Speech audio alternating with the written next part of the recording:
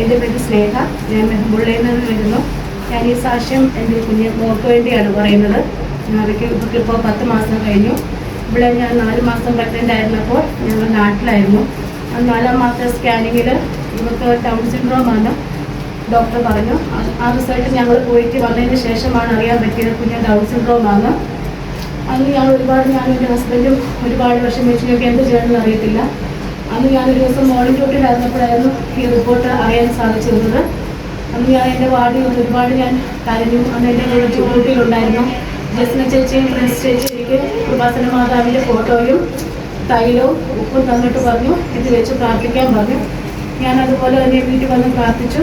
അത് പ്രാർത്ഥിച്ചു, മുട്ടുകുത്തിന്ന് പ്രാർത്ഥിച്ചു, മാതാവിൻ്റെ കൊണ്ട് വെച്ച് മുട്ടുകുത്തിന്ന് പ്രാർത്ഥിച്ചു.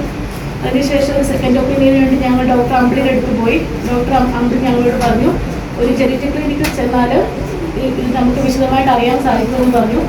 ഞങ്ങൾ നെറ്റിൽ സെർച്ച് ചെയ്തു. ജാബ്രയിൽ ഒരു ജനറ്റിക് ക്ലിനിക്കിൽ നമ്പർ കിട്ടി.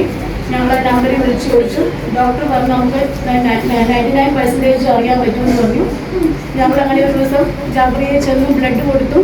അത് സ്പെയിനിൽ വിട്ടാണ് അവർ ടെസ്റ്റ് ചെയ്തത്. 2 വീക്സ് എടുക്കുമെന്ന് പറഞ്ഞ റിപ്പോർട്ട് കിട്ടാനായിട്ട്.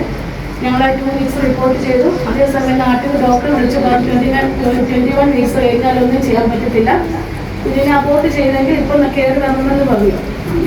ഞങ്ങൾ അബോർട്ട് ചെയ്യുന്നില്ല, വെയിറ്റ് ചെയ്യുമെന്ന് പറഞ്ഞു. ആ 2 വീക്സ് സ്പെയിനിൽ വിട്ട 2 വീക്സ് ഞാൻ മുട്ടുകുത്തിയിരുന്ന് കൃപാസന മാതാവിനോട് പ്രാർത്ഥിച്ചു. അതുപോലെ തന്നെ കുരുക്കഴിക്കുന്ന മാതാവിൻ്റെ നൊവേനയും ഞാൻ മുട്ടുകുത്തിയിരുന്ന് പ്രാർത്ഥിച്ചു. 2 ആഴ്ച കഴിഞ്ഞപ്പോൾ റിപ്പോർട്ട് വന്നു. കുഞ്ഞിന് ഒരു കുഴപ്പമില്ല, 99% നോർമലാണ്, ഒരു കുഴപ്പവുമില്ല കുഞ്ഞിന്. അങ്ങനെ ഞാൻ മാതാവിനും ദൈവത്തിനും ഒരുപാട് നന്ദി പറയുന്നു. പിന്നെ ഇവിടെ സാക്ഷ്യം പറയാൻ എനിക്ക് അവസരം ഒരുക്കി തന്ന ഭാഗവതർക്കും നന്ദി പറയുന്നു.